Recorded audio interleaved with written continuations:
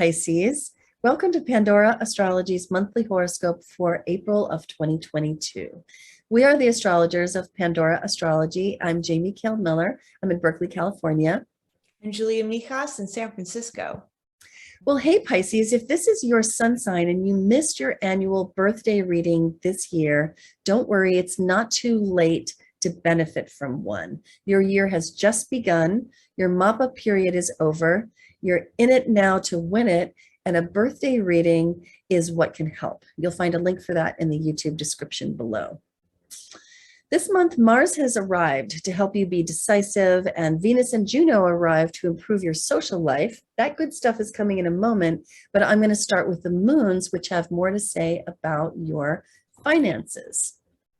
So beginning with a moon at the end of March, which I didn't speak of in the previous month's horoscope, but which we're still reverberating from at the beginning of this month.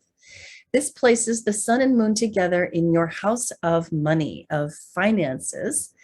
And new moons, of course, creating new beginnings, and a moon in Aries being all about honesty, directness, and forthright, swift action.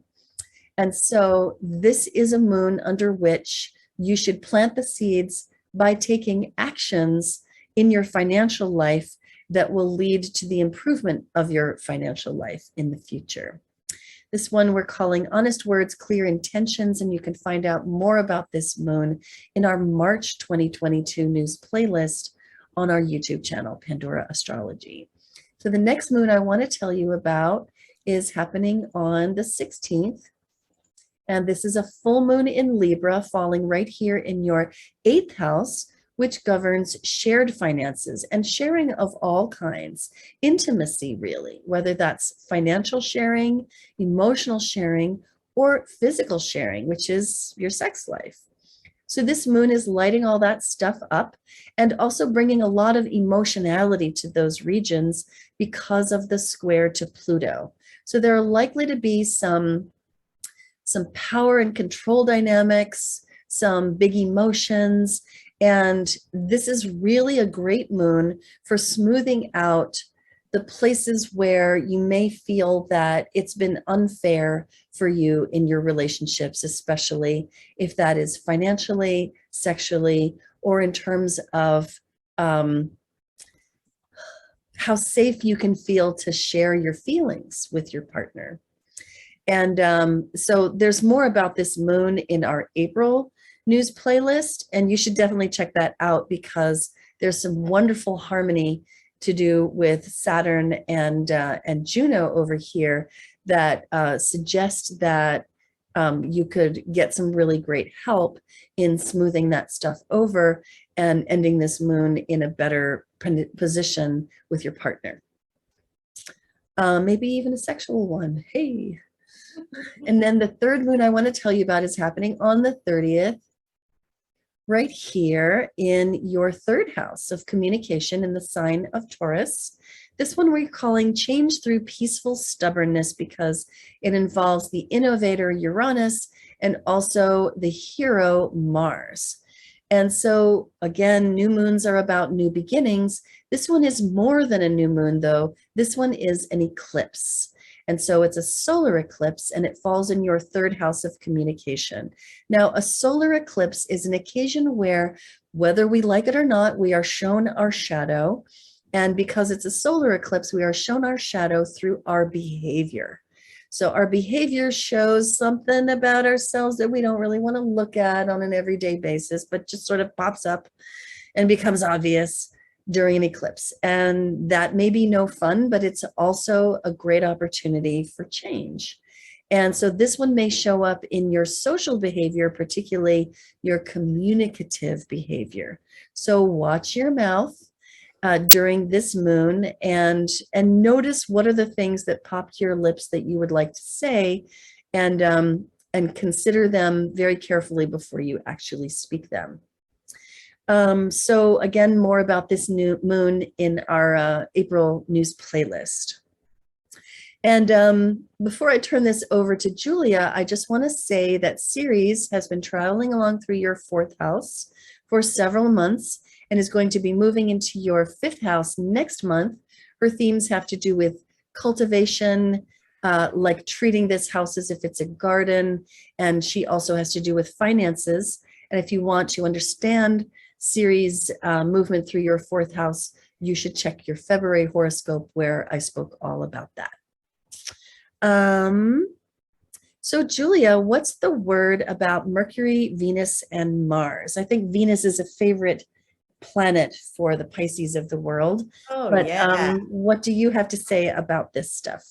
Oh, yeah. Venus. Everyone loves Venus because she's beauty and love. And we'll get to her in a second, Pisces, because first we got to talk about Mercury. And Mercury is all over the place this month. It's in 3 different houses. And basically, Mercury is covering a lot of the map this month because it's moving so quickly in the sky. Now, this is actually kind of like the opposite of a retrograde season. Mercury represents communication, intelligence, strategy, writing, technology. And when it goes retrograde, that usually means that all of these areas of life run into all these snafus. But with it moving quickly, it's kind of like all these areas of life are moving very well. Now, Mercury starts the month in your 2nd house, and that's the house of money. Jamie and I really covered that transit in our last month's video. So if you want to hear a little bit more about what that's going to be like, it's only in there for a few days this month. You can always go back and check. But what's really important is that on April 2nd, we're having Greater Epiphany Day, and that means that Mercury is exactly conjoined the sun. And this happens a few times a year because it tends to bookend, or it definitely does bookend, Mercury retrograde cycles. So during Epiphany Day, it's kind of like one chapter is closing and a new chapter is beginning for Mercury. And this Epiphany Day is happening in your 2nd house. This is the house of money, finance, the money that you earn, your salary. It's also the house of values, whether they're family, religious, or political, and it's the house of your stuff. So all the things that you own, that you love, like your car or your teddy bear or your jewelry, all that kind of stuff. So on April 2nd, around that day, you might have some clarity because Greater Epiphany Day tends to bring clarity, aha moments. We can make connections. You might have some clarity based upon all things 2nd house. So maybe it's about your finances, maybe it's about your values, helping to define and understand them better, or maybe it's about something you want to acquire, or maybe something you need to sell off. Then by April 10th, Mercury enters your 3rd house, and it's in here for most of the month, about 19 days. So I want to take a minute to talk about this transit. So the 3rd house represents your siblings. It represents your neighbors. It's also the house of little trips and journeys you do, like going to the park or a beach. It's also the house of communication. It's also the house of learning. And with Mercury in this house, it really brings up the tempo of our the pace of our everyday life. You might notice that there's more of an increase in communication with your siblings if you have any, or maybe you're connecting a lot more to your local community and neighbors. Maybe they're becoming a more prominent part of your life this month. Mercury in the 3rd is a wonderful transit for taking a trip. Mercury is a travel planet, and the 3rd house is a travel house. So wonderful time for maybe going on a camping trip, seeing something new.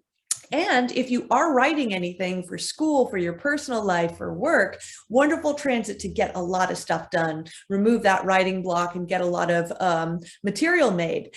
Then by the 29th, Mercury is going to enter your 4th house of home. And since that's the very, very tail end of the month, Jamie and I are really going to cover it much more in next month's video. So definitely stay tuned for that. Now we're going to talk about our favorite planet, Venus, the planet of art, beauty, and relationship. For the first few days of the month, she's in your 12th house, which is a very isolated place. And when Venus is in the 12th house, it might mean that you enjoy spending more time on your own than hanging out with other people. But by April 5th, Venus enters your 1st house of self. Now, this is a great, great transit because it means that you are really projecting Venus to other people. And she's the planet planet of art, beauty, and relationships. So Venus in the first house is a great time for doing anything to your appearance. If you want to get a haircut, if you want to get a new tattoo or go shopping. And it's also a good time for dating too, because you are looking much better than, I mean, you're always looking good, Pisces, but you're looking particularly good with Venus in the first house. So great time for dating. Also a great month for taking selfies. If you have to have any, if you need to do promotional work done, if you need to get some headshots, you know, this is the time to do it. Now, Mars will be joining Venus in the first house later in the month, but he's starting in the 12th house for the first half of the month. So I want to talk about that for a second. Mars is a planet of action and activity, and the 12th house is a very, very isolated place. It's also the house of the subconscious, and it is also the house of self-undoing. So it can also represent how we sabotage ourselves. Now, Mars, when Mars is in the 12th house, a great use of this transit is to get very active about all 12th house things. So if you have a spiritual side to you, this could be a great time for getting really active. Could be an excellent time for yoga, or any type of, if you do any type of energy work, but just getting really active with it. Tai Chi. And Mars in the 12th house can be great if you're not a spiritual type to get involved with charity or some cause, something higher than yourself. Some of the challenges of Mars in the 12th house, since Mars can represent our anger and the 12th house is such a kind of obscure collective place, is sometimes people can get kind of moody and frustrated and irritated out of nowhere, like without any perceivable cause. It just kind of comes out of nowhere. Mars in the 12th house can also represent our subconscious. So maybe it's also having Mars show up in your dreams, having kind of annoying dreams, or dreams where people are angry, or dreams where you're dealing with a lot of frustration. That could be another aspect of that too. Now, by April 14th, Mars is going to enter your first house of self and joining Venus too.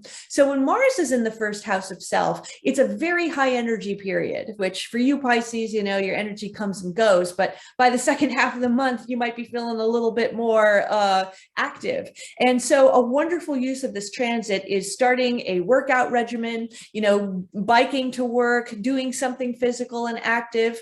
Now, Mars in the first house can also be a time where we overly project Mars on other people. You know, we also have Venus in there as well. So that's kind of mitigating the more kind of harsher side of Mars. But Mars in the first can sometimes be quick to make mountains out of molehills, or be quick to kind of be a little bit more confrontational than usual. But a really good use of this transit of Mars in the first house, besides getting into a physical routine, is also being better at standing up for your boundaries. And Pisces, because you're water, you know, your boundaries can kind of come and go and get mixed up into other people's. So, you know, I think overall this will be actually a pretty good month, because Venus is in there as well, to be able to assert yourself better and know where your rights are and not let people trample on them.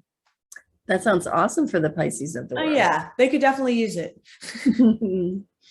So I want to talk about Juno, which has been traveling through your 12th house for some time. And I've talked about that more in depth in your February horoscope, so definitely check that out. But I want to say that Juno is going to be leaving your 12th house and entering your first house, along with Venus and Mars, right here around April 20th. And Juno's going to be in this first house for much of the rest of the year, because Juno is going slower and slower and slower, and will turn retrograde and spend some time moving backwards. So you're just going to be living with Juno for some time, several months to come. So what is it all about? Well, Juno is the social maven. Juno is the matriarch and is all about weaving the fabric of society together. And the first house, as Julia has been saying, this is a house of identity. It's a house of self and personality projection. And there's a tendency to embody and sort of perform into the world any archetypes that are passing through your first house. So while Juno is here, if you are married, you're likely to be really looking at your identity as a married person. And it also would be good to look at whether your identity can be subsumed in your marriage because you're Pisces and there may be a tendency to kind of lose yourself upon occasion, have a few boundaries be crossed. Oh, that happens to Pisces, I think, sometimes. And so this transit can be a really great occasion over the next couple of months for looking more deeply at how you participate in long-term committed relationship and how you participate in community, especially when you take leadership in community, and asking yourself, what are the healthiest ways to manage boundaries and to express oneself and find one's identity in those kinds of relationships. So that is going to be a big preoccupation over the next several months. The next thing I want to tell you about is that the sun is going to be leaving the sign of Aries and entering Taurus. And so it finishes out Aries on the 19th, enters Taurus on the 20th. The sun, of course, is a great big ball of gas in our skies that lights up our earth, creates seasons, makes agriculture possible, and makes life possible on earth. So the sun is very much a life-giving force, and it is that symbolically in the chart as well. So wherever the sun goes, you want to shine the light of your high quality attention, because when you do, things will grow and flourish in that area. And so the third house is a domain of communication. This is a really good month, the whole month of Taurus, I'm saying. So starting April 20th and proceeding for about 30 days from there. The whole month of Taurus is a really great time to look consciously and awarely at your communication and also your learning practices, your study practices if you're in school, and to help these to flourish and grow by how you pay attention to them. And so becoming a better communicator this month. And then the last thing I want to tell you about is a really slow long-term transit, which is having activity this month, and that is Pluto, which has been passing along through the sign of Capricorn for more than a decade. This is your 11th house, so Pluto has been bringing his characteristic transformation and metamorphosis, even death and rebirth experiences to the arena of friendships, community, and social groups for you, and been doing so for more than a decade. So if you've had a death and rebirth of friendships in the last decade, like a really extreme situation where you just had to kick that friend to the curb, or that friend kicked you to the curb, or you just realized that was a profound betrayal that happened there. These are the kinds of things that happen when Pluto moves along very slowly through your 11th house and lets you, really transform what kind of friend you are, and therefore what kind of friend you have. So the event that's happening around this is that Pluto is going to turn retrograde, and you'll see the little red RX symbol appear here when it does. And it's right there. Pluto is retrograde, and that happens around April 29th. And so this is the time when Pluto goes retrograde. This is the time when the process of transformation deepens and intensifies for the couple of months that Pluto will be retrograde, and it happens every year. This will affect you most particularly if Pluto happens to be transiting something in your chart this year. And you can find out more about that and find out whether that is so and what to do about it using the link that I'm putting down in the YouTube description for you. Suffice it to say that Pluto transits are the most intense ones that we experience, and it's a good thing to know about. All right, well, that's what we have for you today. Hope you enjoyed it. You will find our horoscopes on our website, pandoraastrology.com, in the horoscope tab. You will also find readings with us and classes on our website. You will find the news of the month on our YouTube channel, Pandora Astrology. And until next time, we'll see you around the cosmos. Bye-bye. Bye.